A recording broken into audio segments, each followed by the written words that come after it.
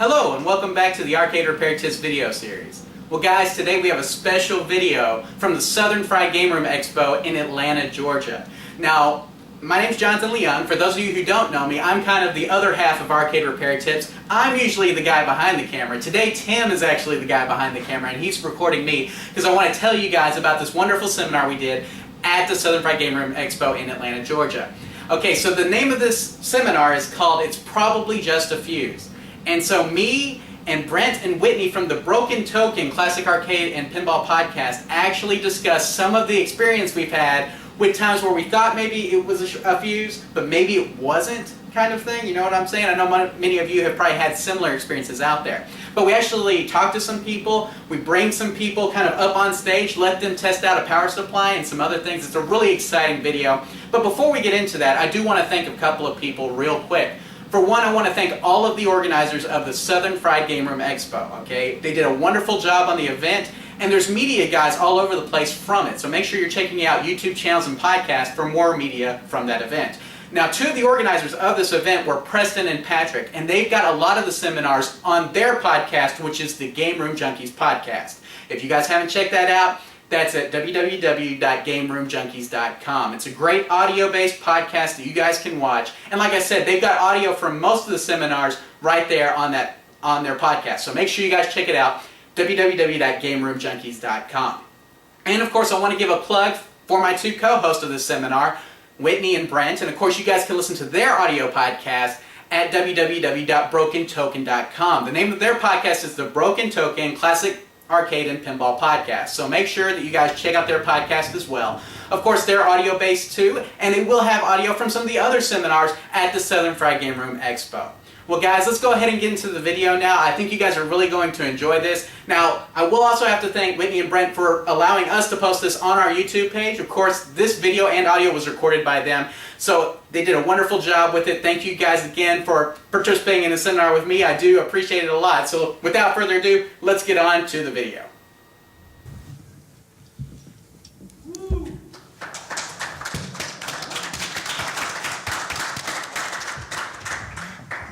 Good morning, everyone, and welcome to the Southern Fried Game Room Expo. How is everybody? Look, I know we just started the morning, but y'all having a good time yet? Yeah! How many people were here last night? Oh, that's nice. That's nice. Oh yeah, I remember you two guys. All right, well, thank you so much for coming to the show. I did want to say a little bit about our sponsors. We could not have done this without some really supportive sponsors. Marco Specialties, if you're into pinball, you guys know who that is, and they've been really great partners with us. Joystick Game Bar down in Atlanta. Who all lives in Atlanta? Raise your hand if you live in Atlanta. Y'all been to Joystick Game Bar? Yeah. It rocks, and the food rocks even harder. It's awesome. And and then American Dream Launcher is also one of our sponsors, so check them out. So we've got a great panel here today. It's called It's Just a Fuse, and then there's a big long subtitle that they wanted to use after that, which I don't remember. But we wanted to invite some guys who really are passionate about arcade games and repairing things, and wanted to have them come in and talk to you guys and do a little session on this. And so they were nice enough to come. And we have here today the hosts of two big-time podcasts in the hobby. And that is, we have the host from Broken Token. We have Whitney Roberts right here at Broken Token Podcast. Hey, good morning. Good morning, everybody. His partner in crime on the far end, Brent Griffith from Broken Token Podcast. I'm the sidekick. And then all the way, these guys came from Kentucky, but then all the way from Texas, from the Arcade Repair Tips Podcast. Here's one half of that show, and that is Mr. Jonathan Leung. How's everybody doing? So I'm going to hand it over to these guys. You are in capable hands, and have a great session.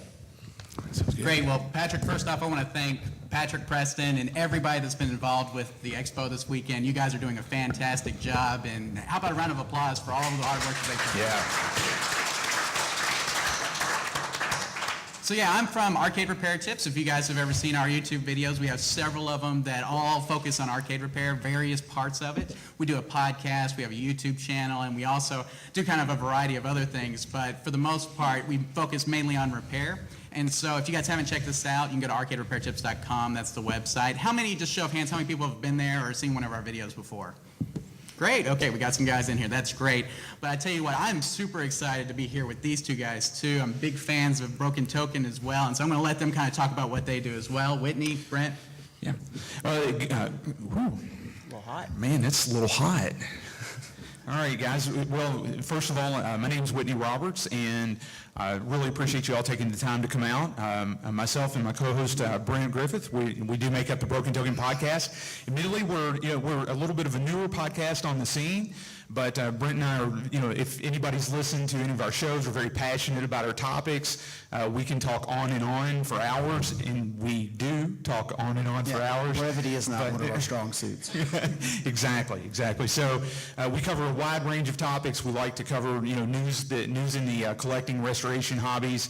We like to get into technical talk about, and pretty deep technical talk really, about game restoration, things along those lines. We talk a lot about pinball and everything else. So we cover a wide variety of topics, but we just really appreciate everybody being here and taking an interest in what we're going to talk about.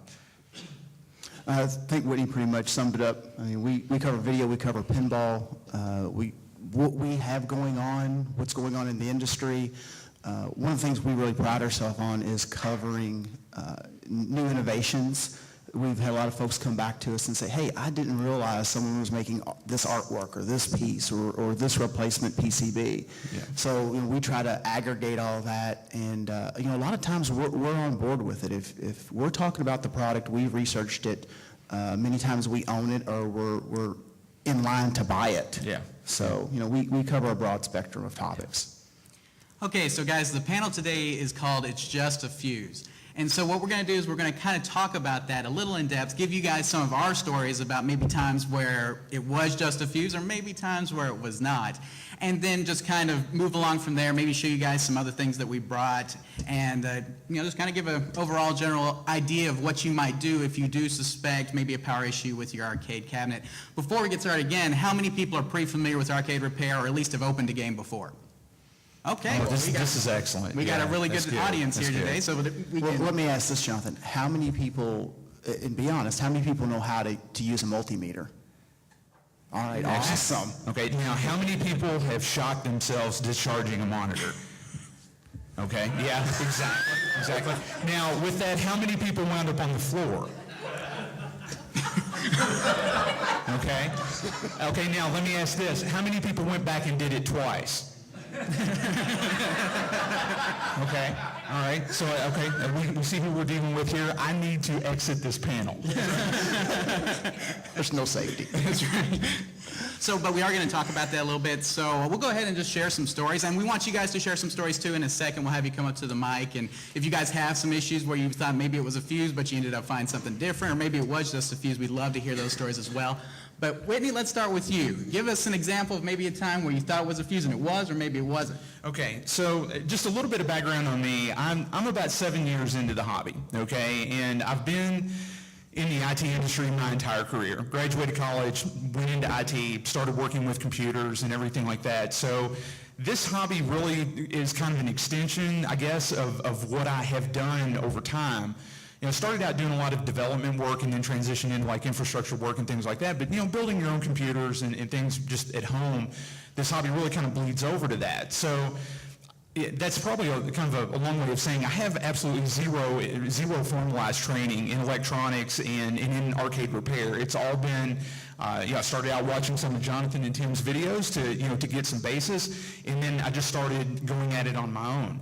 Now I've broken a lot of stuff, and that's why I registered that domain name, because it fit, and so just kind of learn, kind of trial by fire, I guess. But I think one of the neatest things about the hobby, and one of the most satisfying things about the hobby, is learning to fix your own games and learning to take something and make it into a working game. Now with that, I tend to buy a lot of my games broken, and I do that on purpose so that I enjoy fixing them. I think it's a lot of fun.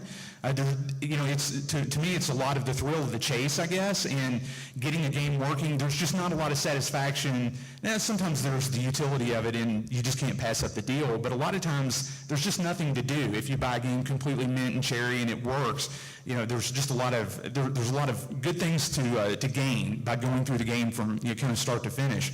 And with that, I tend to gravitate more towards the Nintendo games. That's kind of my favorite games to work with, favorite games to play, and things like that. So I can remember one time that I bought a Donkey Kong Jr. and it was just rat infested. And guys, I will tell you this, and I have no problem saying this at all. When I first started collecting, I would get in there with a vacuum, no mask, no gloves, no anything, and just start going at it. And I got so sick from cleaning out that Donkey Kong Jr. cabinet, and wound up getting a really bad case of bronchitis. I had to go to the doctor. They had to put me on antibiotics for like a week and a half. And This is before you got to the monitor part? What's that? This is before you got to the monitor part? I shot myself twice after that. Okay. So, and the thing about it is, it's what you learn. But I was sick for a week to a week and a half, and I don't know what kind of poisoning I gave myself, but it was tough. And so you learn to kind of fortify yourself, make sure you buy the right tools, the right processes, and everything like that. So work with a fan, use latex gloves, work in an open area, and a lot of the things that you kind of take for granted now after being in the hobby. But anyway, getting back to that cabinet, it would never power on, and I bought it broken and thought, it's no big deal. It doesn't power on. It's something in the power supply or the cord or what have you. So went through, replaced and replaced everything on the power supply that relates to the power input side of the Nintendo power supplies. It did have some blown fuses. I thought, okay, this is a pretty easy fix. The game would never power on, never. Looked at the cord looked good, and what had wound up happening, and I could not see this until I removed the coin door off the cabinet, got in there with a light, and I'm a pretty big guy, and I'd almost kind of wedged myself into the coin door on the Nintendo cabinet, and I could see where a mouse had literally chewed the bottom of the solder connection on the fuse block that's down in the bottom right-hand corner of that cabinet underneath of it. And so the game would have never powered on, just due to what that mouse had done, but it was something that I never would have seen or never would have really even assumed to be a problem based upon the location that that damage was done. So the moral of the story there is you have to be very systematic about what you do. And I did get the cabinet fixed. It's in my collection now. I would probably never sell it because it took such a lick out on my back, in order to get it up and going. But everything worked out. But that's just one of those things. So sometimes the hobby takes a toll on you, but in the end you can always make it work. Absolutely. Great story. Brent, what about you? So here's a little bit of my background. Like Whitney, I'm in the IT field as well. So I work for a major insurance company. Trained actually as a programmer, believe it or not, and I really haven't programmed much in my life, and I'll probably need to get back into that, relearn some assembler. But came out of school, went to work, got lucky in right place, right time, and really kind of got into that internet revolution. So I've got a lot of background in networking, in networking protocols and security, then a lot of stuff on the client side today. Nothing like arcade repair. Mm-hmm. Even at that time, it was a disposable society. You didn't fix things. If the motherboard was bad in a PC or a server, you chucked it out and they sent you a whole new part. I mean, there was no component level repair. Power supplies the same way. That's the general theme of today is we're starting with power. You didn't repair it.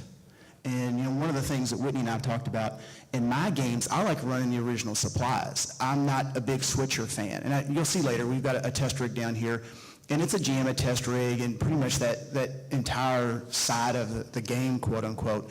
When you get into JAMA, you're in a switcher.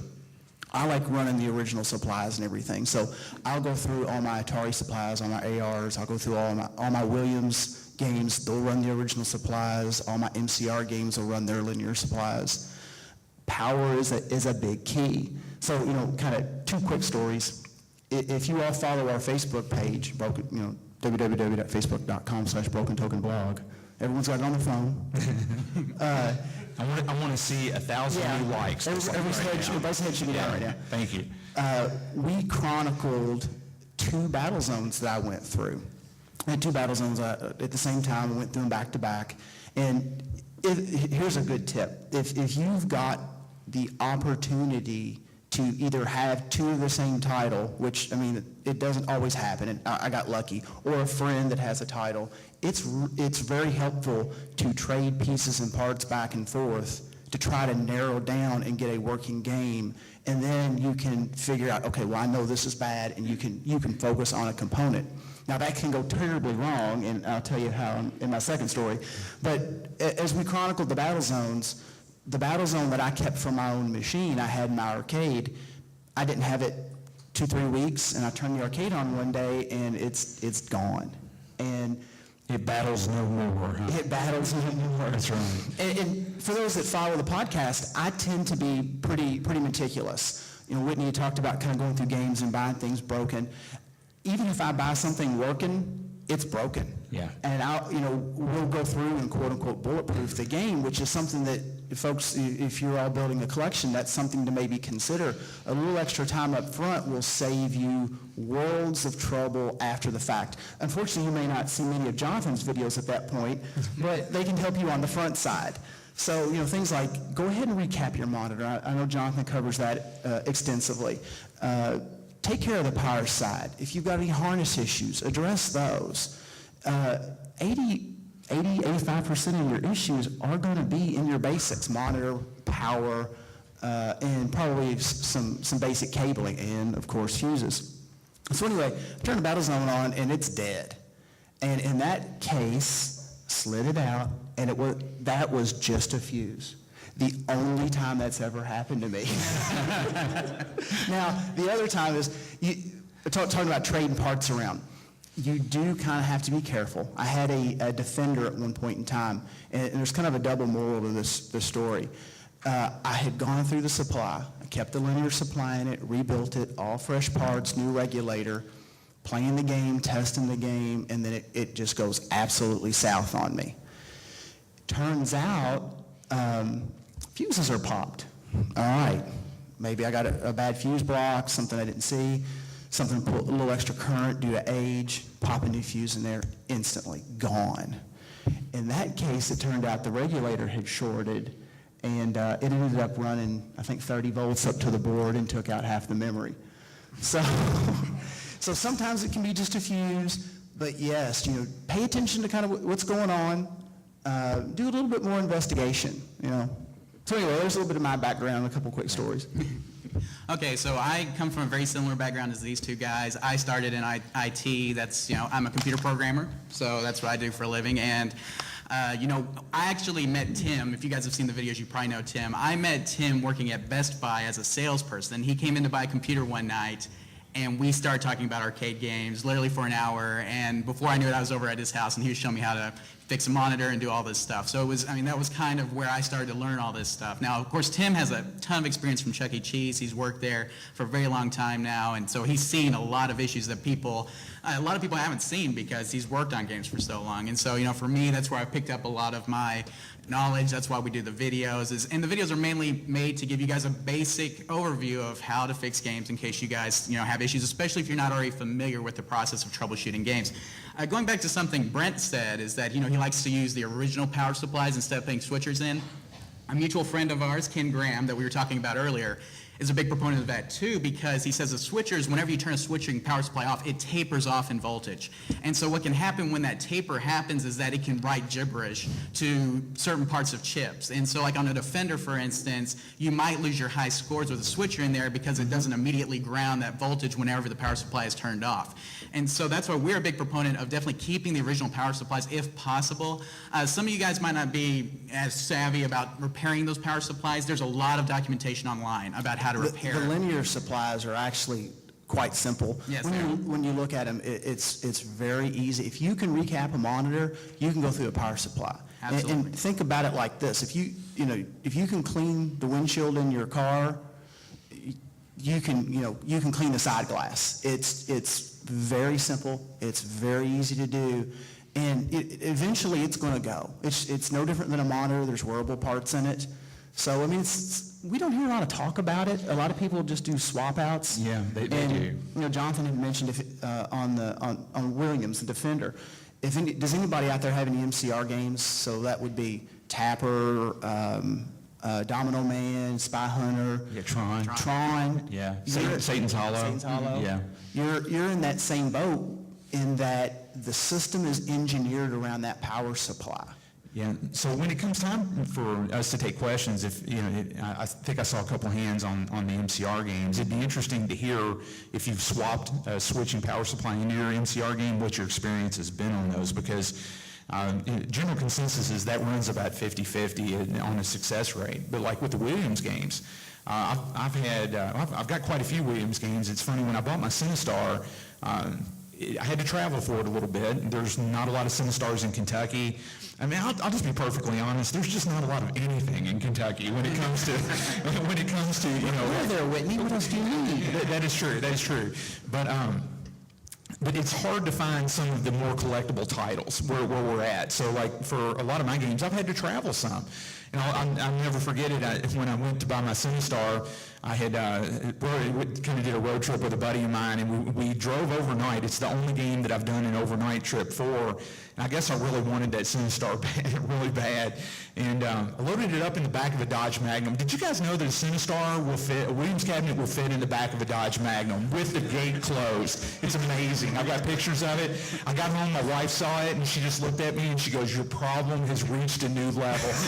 And I said, "No, it's not a new level until I try to get it back out." You know? But nonetheless, you know, I opened the back of that Cinestar, and the guy had hacked the harness, put in a switcher, and it does exactly, Jonathan, what you're talking about. It did not save the high scores, and it would always come back up with reset to factory defaults. Put the linear supply back in it, and everything is great. The game works exactly as it should. So, you know, it seems like the Williams games really need the as-designed power supplies. Nintendo games tend to work fine with the switcher, but I very rarely ever see a Nintendo power supply fail. I mean, they're like a Sherman tank. Now, let me throw something out. Yeah. Jonathan, how long have you been in the hobby? So I met Tim in 2001. So Okay, so you've been in quite a while. 13 years. Yeah. I've been in the quote-unquote arcade hobby about 10. And here's kind of the interesting thing. I'm really happy that we have got the size of audience that we've got today. A lot of folks have asked, you know, how'd you figure this out? How did you learn this? It comes by experience, and sometimes you have to fail, you know, some trial and error. Yeah. I know I've had plenty of trial and error, trust me, and asking some questions. I mean, earlier when I asked about the multimeter, I mean, we're already light years ahead of, you know, you're already light years ahead of the game to get in and kind of, no pun intended, to get in and kind of work on things. We weren't classically trained in this. When I was younger, I would build things. I always kind of strung things together, things that would pop fuses and irritate my grandmother and make my grandfather laugh, you know.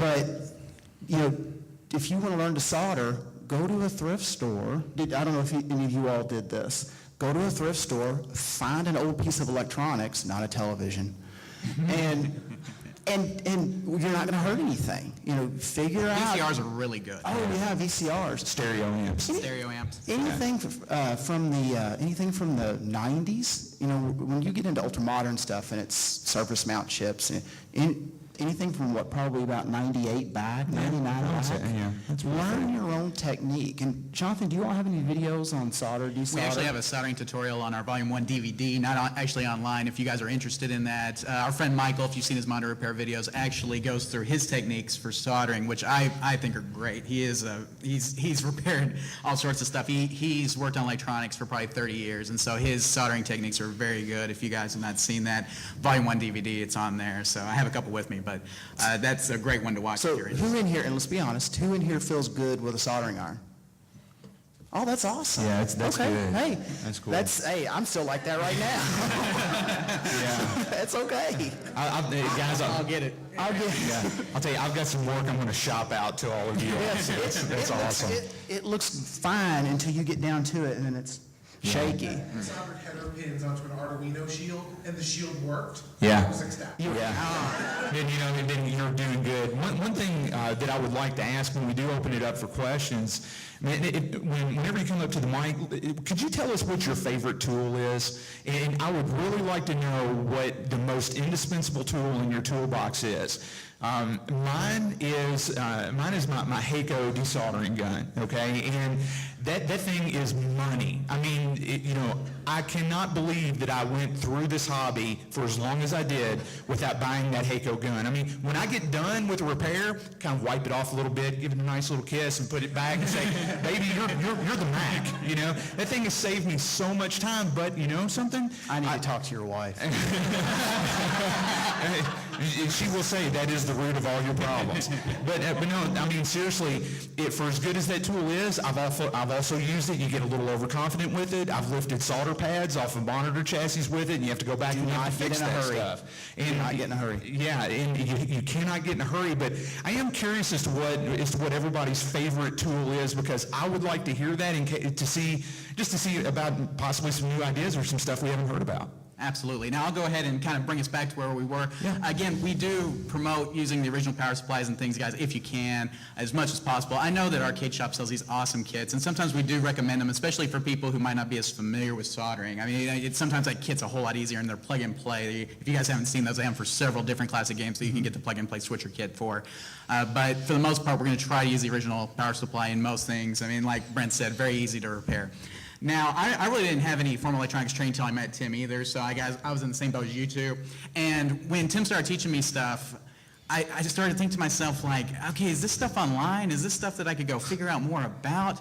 And as I found more resources, it was hard to find stuff that got you into that. There was a lot of stuff that, like, once you got past the point of being comfortable with soldering and things, that you were, that was great.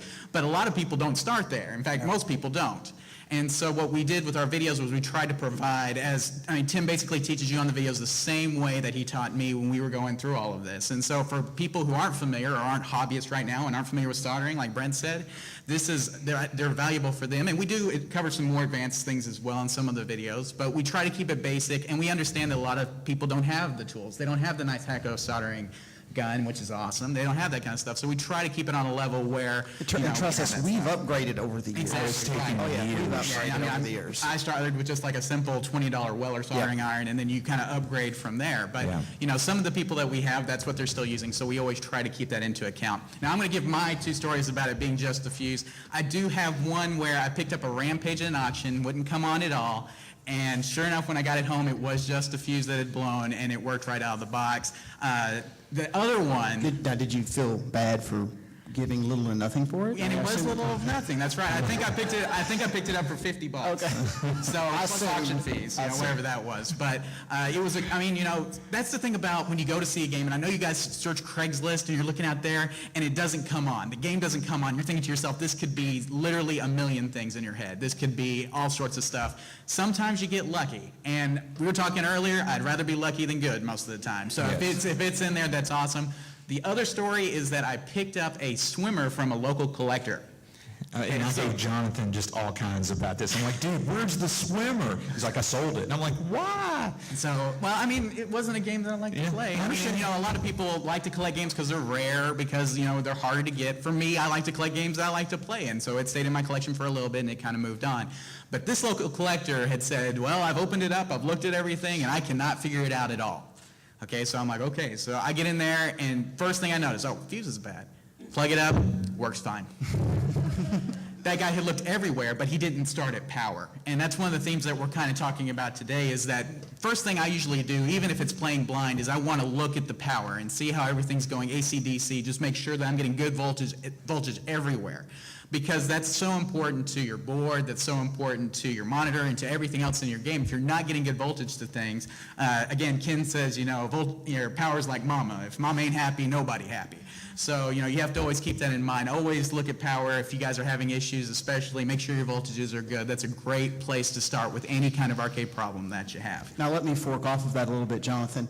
Have you all ever run into the it doesn't turn on scenario, and it turns out that it was just an interlock switch? Oh, yeah. Yes. Oh, yeah. Now, who knows what an interlock switch is? Yeah. Okay, who in here hasn't any Atari game, any classic era Atari game, well, they have about 60. Yep. Yeah. All right, and then there's some Stern games like that where what is wrong with this thing? Coin doors open, interlocks pulled. And I've had many games where it had a thin back door. The interlock switch had actually bowed the back door. And I've had games where operators have turned the interlock switch down and taped them up so they're plunged. Tape comes off the cell of the game. Yeah.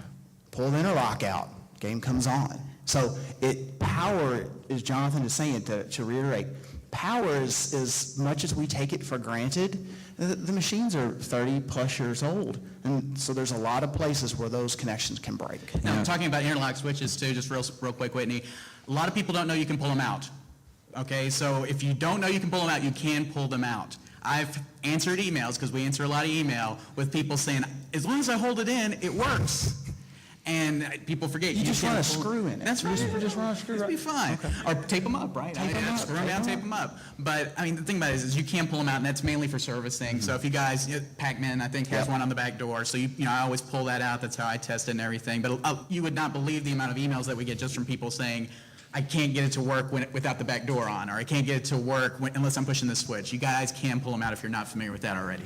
Well, and I know that the old saying goes where, and I look at my daughter, and she'll never really know what an 8-track cassette is. She'll never really know what a Walkman is or anything like that. I have no problem admitting it. When I first started in this hobby, I had no idea what an interlock switch is. I looked at that thing, and it looked like Chinese algebra to me, and the game would not come on. And the guy that Is there a was difference between Chinese algebra and regular algebra?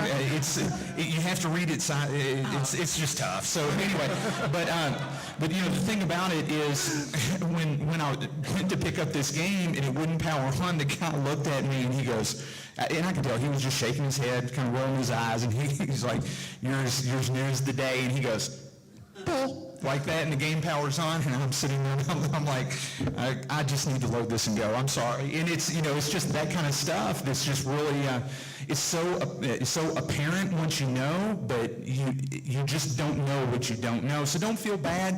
I think the big moral of the story is just don't give up. I mean, this hobby is an investment. This hobby is very rewarding. It does take a lot of time. It takes a lot of resources, but man, it's very gratifying when you can cross that hill and make it your own. It's one of the greatest things in the world. Okay. We might have a question. Well, from the let's go ahead and go. Yeah. Do you want to go ahead and do questions? Why don't we do that? When you guys come up, let's do favorite tool, Yeah, love to hear about your favorite tool. and let's hear your story. Yeah, And definitely. you got to do the mic, no open Yeah, you ears. got to do the mic. Yeah, so everybody's got 3 things to do: the question, the story, and the tool. Oh, is she hot? We need There you to go. real quick. Hang on. It's not on yet. Okay. Can you fix that? We might be able to. Yeah, just a few. I got a hammer in the box. No, I won't fix it. That's not my mic, so I won't fix it. Power supply problem. Turn the switch down. Okay, there we go. Okay, so I'm very, very new into the hobby. I only have a couple games. Welcome. Yeah, Thank you. Good deal. I've never They successfully, breed, by the way, they breed. They start with 2. I've never successfully fixed anything. So my favorite tool is a hand truck.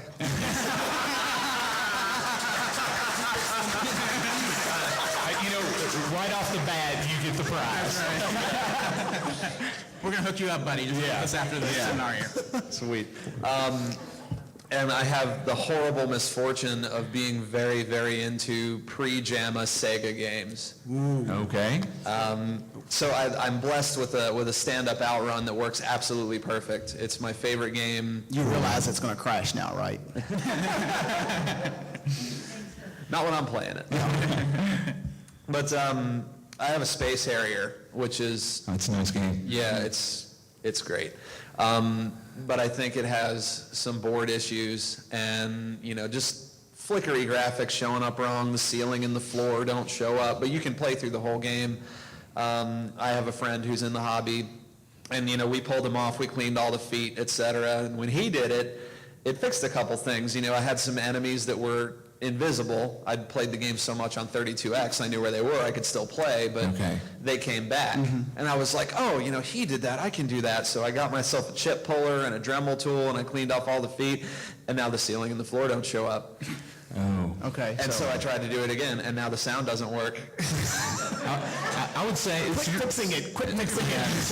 So you're talking about the graphics ROMs, right? I would say don't use a Dremel, use a pencil eraser, okay? Because you need something that, and a pencil eraser works fine. It's very easy on the legs. Right. A Dremel tool, although it will work, but I think you're going to fight that tool a lot more just because of the speed that it spins at, and you're probably going to cause yourself more problems than you fix. If they're plated legs, like if you're using like a little wire wheel on the Dremel, Yeah. if they're plated legs, you'll strip that plating right off. Yeah, and then you lose conductivity and everything, so, and protection and all that. Now, when I get in a situation like that where I think it's just a connectivity issue, and let me loop this back around, definitely verify power, because if you've got a weak 5 volt, you're gonna have problems with some of the logic or some of your EEPROMs or some of the RAM. Okay, so some games are more susceptible than others. Williams, you've got 3 voltages on a lot of your older Williams, and it's a nightmare. And Sega games are very picky about power. Are they? Yeah, they Okay, Yeah, so those- I don't have any Sega games. It's like a power plant in the bottom. Oh, yeah. It's very So, scary. like I said, Probably about like a Tato game. I mean, they have like a little nuclear plant down in the bottom of those games. in a situation like this, if I've already ran through all the EEPROMs and cleaned them out, or in anything that's socketed, which, a lot of times you've got some memories and some processors and maybe some sound processors. Sure. Then I'll get selective, and I might do 3 or 4 at a time and narrow my problem down. And then if I get a change, maybe not a fix, or even a fix, I know that it's within those 3 or 4 pieces, and then that's when I'm breaking out the desoldering iron and all that, and I'm changing the sockets. Yeah. So, Okay. And I do have one more question. I think that'll help everybody and probably is a simpler answer. As a newbie into the hobby, one of the biggest fears, of course, is electrocution. And my never had it happen. You'll be fine. My aforementioned friend, I helped him change out a monitor on a Vanguard once, and most people, you take the screwdriver, you put it under the cup, you wait for the pop, you take it off, and then you continue your work. He has a screwdriver that's taped to a screwdriver that's taped to a screwdriver that's taped to a screwdriver that's taped to a screwdriver. What's he trying to accomplish? Well, he can discharge his monitor from 7 feet away.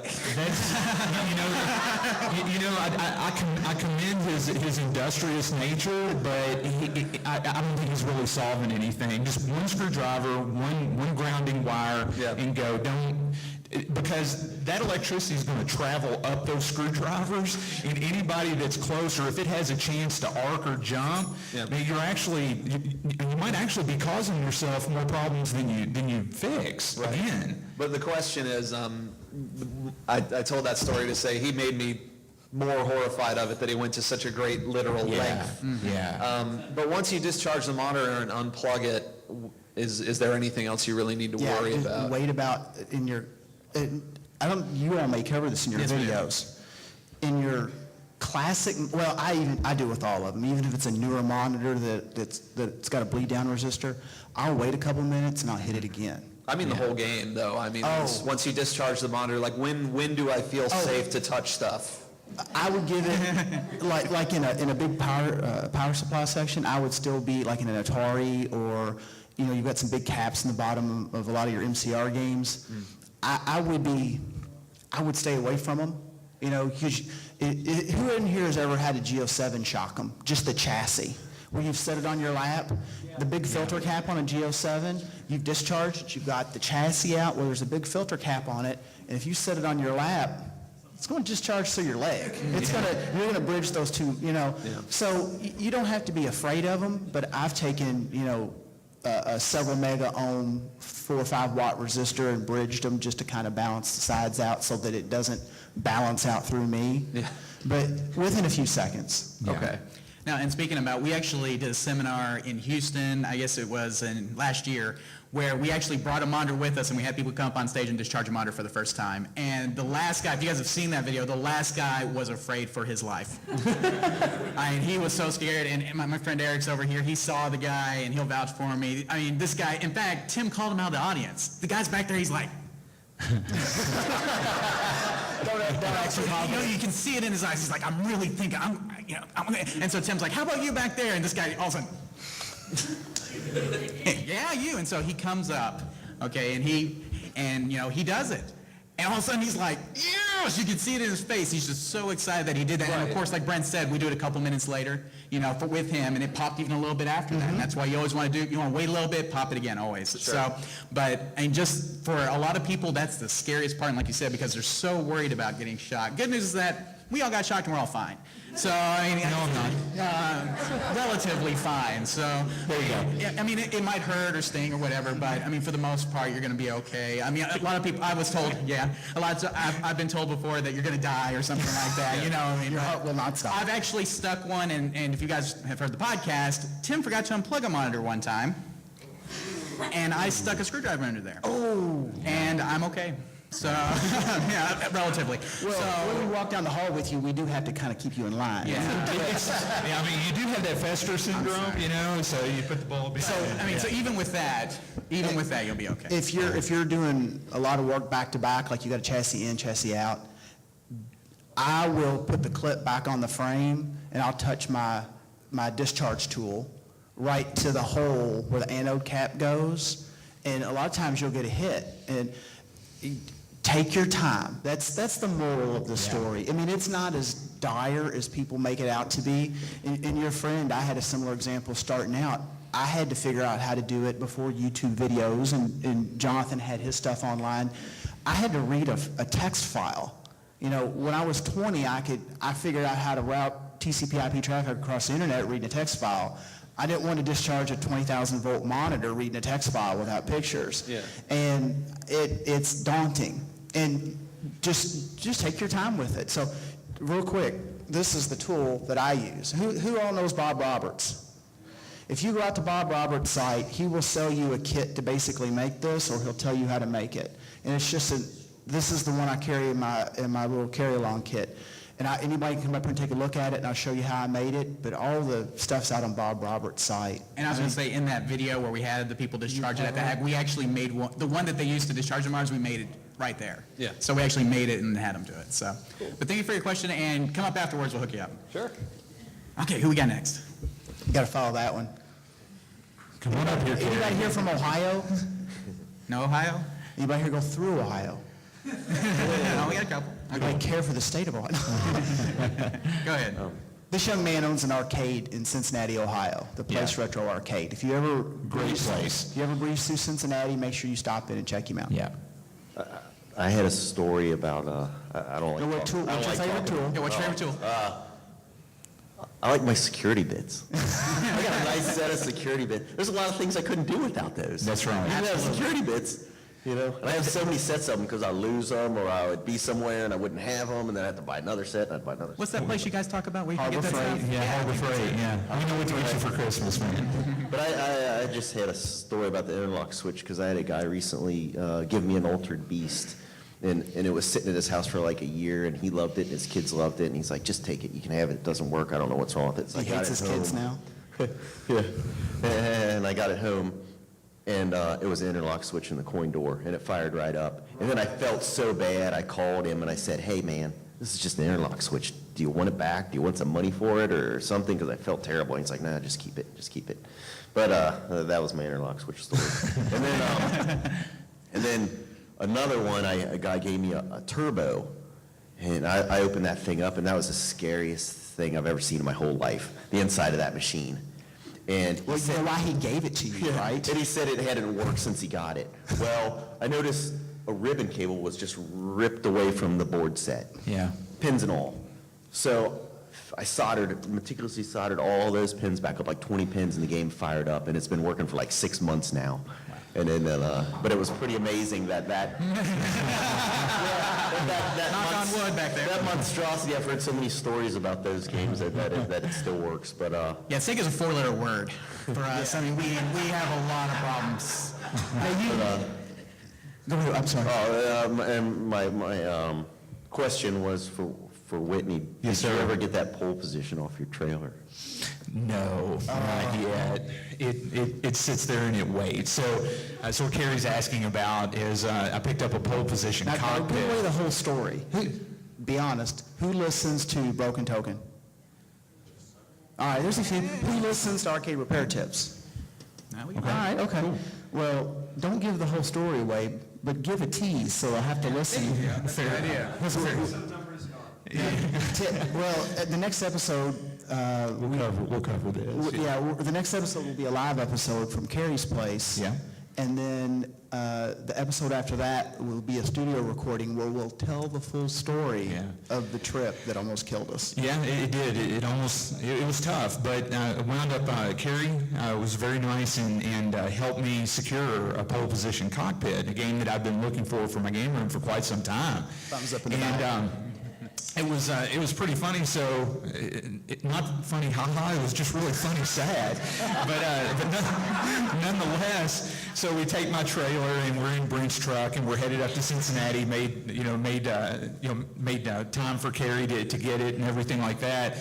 We're heading up I-71 between Louisville and Cincinnati, and we're going through Kentucky, so we pass people pulling trailers. We saw the requisite open air trailer with a goat on the back of the trailer. I have pictures on my phone. Anyone doesn't got believe a me. picture of it. So the goat was eating hay at 75 miles an hour, and I told Brent, I'm like, Brent's like, yeah, are we almost there yet? And I'm like, nah, Brent. When we stop seeing goats, we cross the river. We're in Ohio. We're doing good. As long as we're still in Kentucky, we see goats.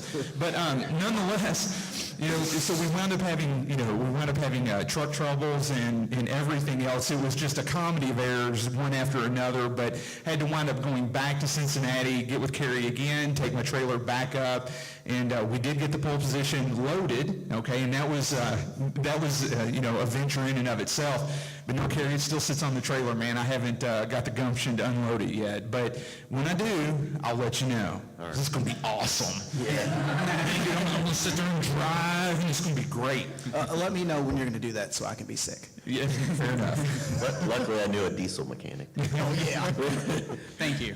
All right, thank you guys. Thank I you. think we're going to have Brent. Now, I don't know how many of you guys... hang on, question? Johnny? Yeah, come on over. We'll get you in. Oh, yes. So anyway, while Johnny's getting to the mic real quick, after Johnny's question, we're going to show off a JAMA test rig. I don't know how many of you guys have built one of these before, but if you haven't and you deal with a lot of JAMA games, it's a very handy thing to have. Brent has been kind enough to bring his up here to give you guys a demonstration of how he wired everything. And after the seminar, we'd love for you guys also to come up and take a look at it if you're interested. Well, I'm Johnny Norman. I'm from the better state, Oklahoma. I know Tim Peterson for a long, long time. We've been friends with Johnny before Arcade Repair Tips even. Yes, and my probably favorite thing I've seen to fix a board with is a racer. Yeah. Yeah. It's very handy. And, oh, yeah. But one of the things I had one time was a power issue. All I had to do was jump the board. You ever done that? Like, Jump the board from one contact to another. Yeah. I mean, like sometimes you'll have burned connectors or things like that. Is that what you're talking about? Yeah, Yeah, like when you'll have a burned connector sometimes, and you'll have to, sometimes you can repin it, sometimes you can replace the connector, which is what we try to do because we want to make sure that we all want to always make sure that connector is making a good connection. But on pinball machines especially, you'll see a lot of burned connectors. Now, what game was that? It was a custom-made game. Oh, okay. Was it a pinball machine or was it a regular arcade? It was custom built. Custom built? Okay. Had the arcade jukebox. Oh, okay, arcade shootbox, okay. Yeah, So arcade you, I has mean, 1,846 games in it, Oh, wow. 173 games of pinball, okay. Oh, okay. 6,000 songs on it. Perfect. So you want to fix that? Yeah, definitely. Yeah, that's a party in a box. Yeah, it was. Yeah. I know how many pinball machines you have, though, so I didn't know if you were doing pinball. Still have 5. Oh, okay, I'm got it. waiting on The Hobbit and The Wizard of Oz. Right. So I sold my pool table to have more room. That's a wise man. Now, you bring up a good point. Let me see. We talked about video. Who has pinballs? You've got the same deal here. More often than not, it's the headers up on the boards. Generally the power plants are pretty good, and you're going to overdraw at the Molex connectors up on the boards. So, But one thing I have concern about arcade, a lot of times I go to the auctions, we've been to super auctions, we've been to American Music Auction, we've been to game auction sales, and it seems like all the operators are dumping their games now, and they're not getting anything for them. So if you have a problem with it, it probably costs more in labor to get it fixed than what the game's worth today. Yeah, and that's a great point, Johnny, is that now you can go to auctions and things are bringing a lot less money than they used to. I mean, when I was going to auctions in the early 2000s, Street Fighters were bringing pretty good, well, actually there were a ton of Street Fighters, but like classic arcades were still bringing really good money. And now Street Fighters are bringing more, because it's kind of, as the generation gets older, you're seeing the new, what we call the new classics. And Street Fighter 2 is a new classic for a lot of us. For me, it was. It's one of the ones I played a lot. And so now you can get games cheaper, though. A lot of games cheaper. And so if you can go to an auction, get operator dumping some games, get them for really cheap, even if they don't work, you always have that potential to fix it and get it working and have a great game in your house for a very little price. So. And there's not a lot of technicians where I live at could fix the games. You got some games on location like Deer Hunter. A lot of times, the gun's an issue or something. So they just let the games shut down. They don't even have any operations. Yeah, a lot of people, I've talked to a lot of operators, and operators have enough trouble keeping their own games working to worry about usually fixing other people's games. I know a lot of people will reach out to operators who don't know repair very well, and they'll be like, oh, okay, hey, I've got this game, will you fix it? I can't tell you, our local operator, how many times he referred me and Tim to games because he did not want to bother with the time to work on them. And our local arcade operator is called Rick, and he's got 40 years of arcade operating experience. I mean, he knows more in his pinky finger than I do in my entire brain of arcade knowledge, and he's amazing, but at the same time, he just doesn't want to fool with it, okay? And for him, if a game's not working, he can't get it fixed immediately, he's going to pull one out and put a new one in. But for home collectors, you want your stuff fixed. So I guess the moral of the story is, Right. don't be afraid to dive in. Exactly. Hey, don't call Jonathan, because I called him, told him I was coming. He never returned my call. I'll call you back next time. Oh, I know what he wants, the game's down. What's your favorite tool, Jerry? Oh, he's an eraser. Oh, eraser. I'm sorry. I've got an eraser in my toolkit. We're in Louisville. Louisville's, however you want to pronounce it, Louisville, where it's a reasonable sized city. Yeah. There's really only one guy in town that will do repair for the entire city. And he has a 2-year backlog. And he's got a 2-year backlog. Yeah. And I've had people wave me down on the side of in traffic because I've had a game on a trailer. Do you fix those? Will you work on?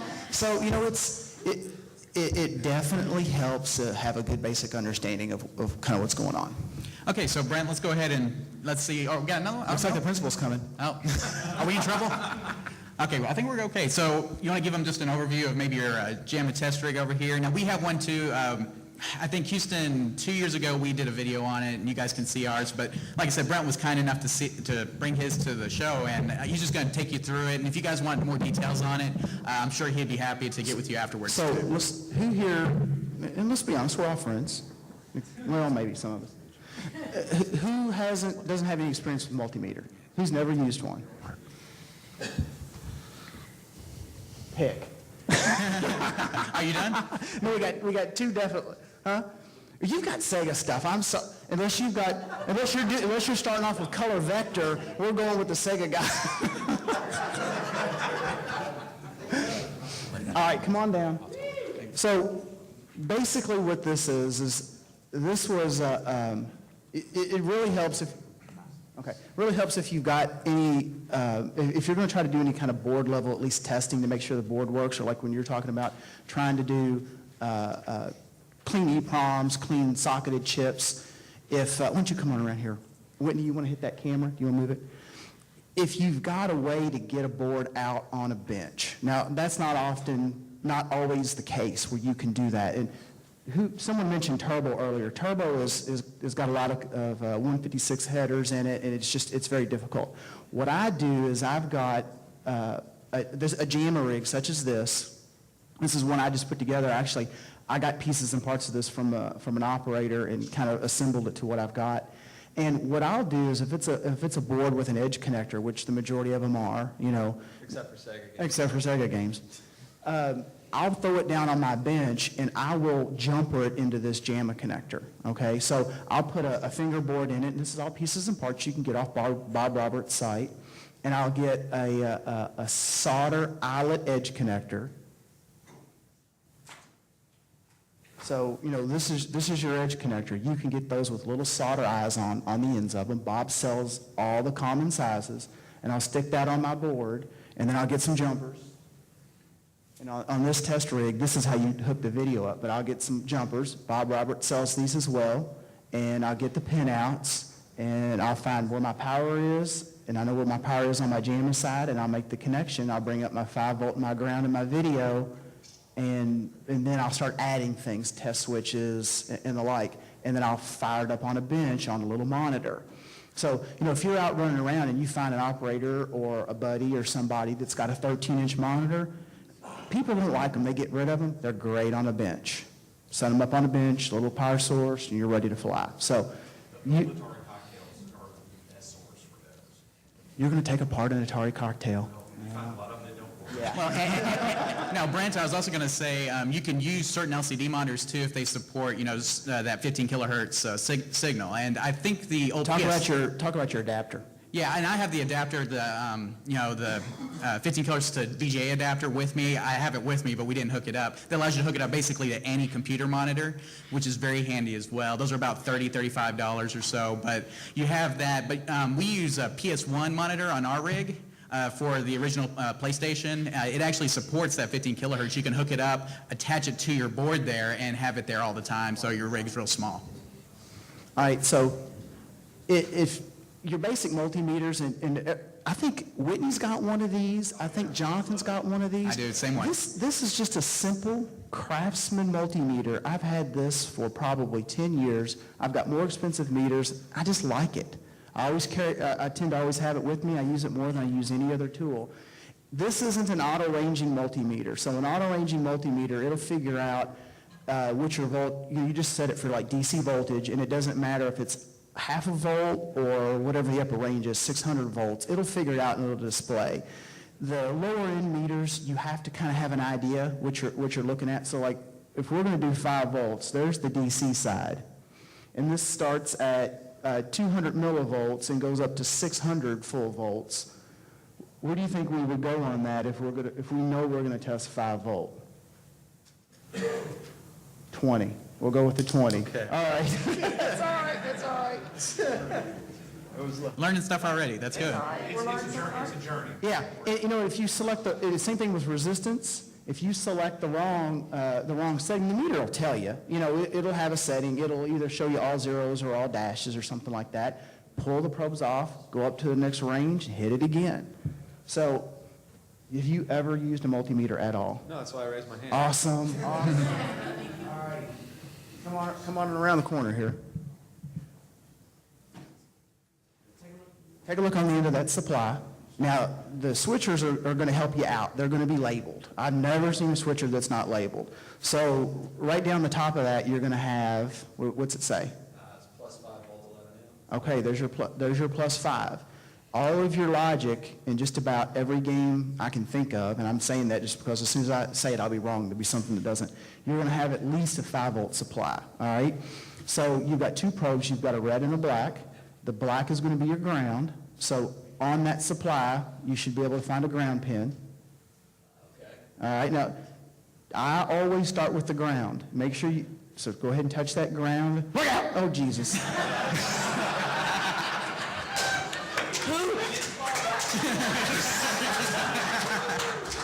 Who here didn't see that coming other than him? All right, so this is, once you've got your ground set,